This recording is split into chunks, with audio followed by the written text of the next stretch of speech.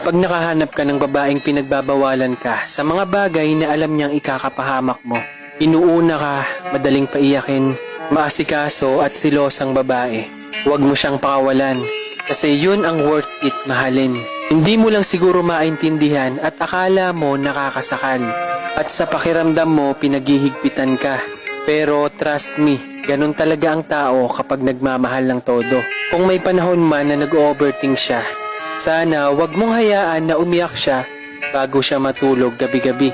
Kapag nananatili pa rin siya kahit madalas na siyang umiiyak dahil sa'yo, magpasalamat ka at sana ma-appreciate mo.